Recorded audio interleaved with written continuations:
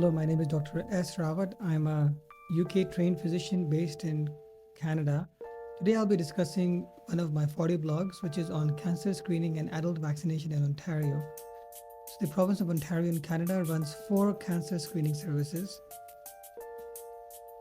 Cervical cancer screening is for females aged between 21 and 69, which is through a pap test done every 3 years on initiation of sexual activity.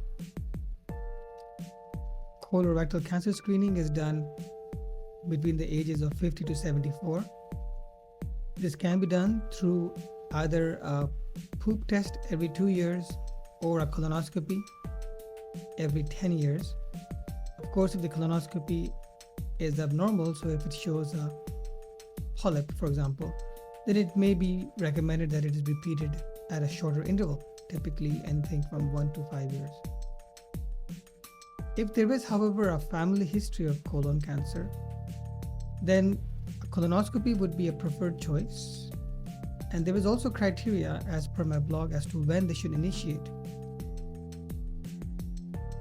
The breast cancer screening program is for females aged 50 to 74 through a mammogram done every 2 years.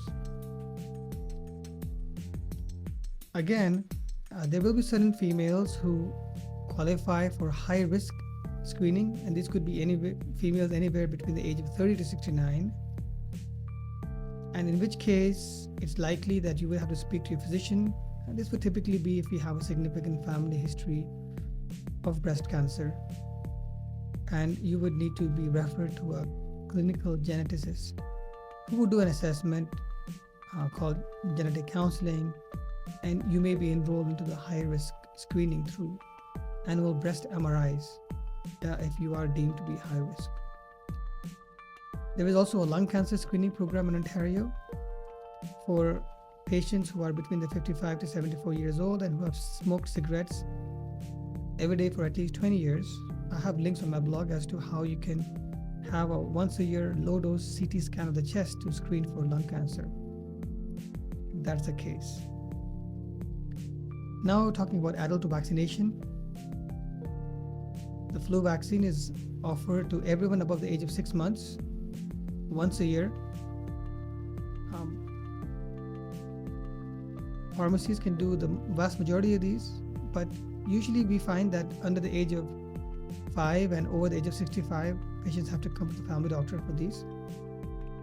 There are Toronto-based and other region-based clinics as well if you do not have a family doctor. Tetanus and diphtheria vaccine is recommended every 10 years. And even if you are overdue and if you have a dirty injury, typically this would be stepping on a rusty nail or some kind of garden injury, then we would recommend that you just go and get a tetanus shot as soon as possible. An Ammonia Vaccine is licensed from the age of 50. There are 2 types, Prevnar 13 and the Pneumovax 23. Usually I recommend both of them. Currently Prevnar 13 is not covered on OHIP, but Pneumovax 23 is covered. However, from the age of 65, there are certain patients who are high risk, as I have mentioned on my blog, who would be able to receive their Prevnar 13 on OHIP and also receive a Pneumovax 23 vaccine earlier on OHIP as well as a booster shot after 5 years. And I have put down all those high risk conditions on my blog. Shingles Vaccine is a series of 2 vaccines, and these are covered under OHIP from age 65 to 70. Although Shingles Vaccine is licensed from age 50, so patients who have benefits through work, for example, or are willing to pay privately can have the Shingles Vaccine from age 50 as well. Also, patients who have had the previous Shingles Vaccine called Zostavax are also able to get the Shingles Vaccine. And I understand that because of the pandemic, the age has been stretched to 71 for the Shingles Vaccine.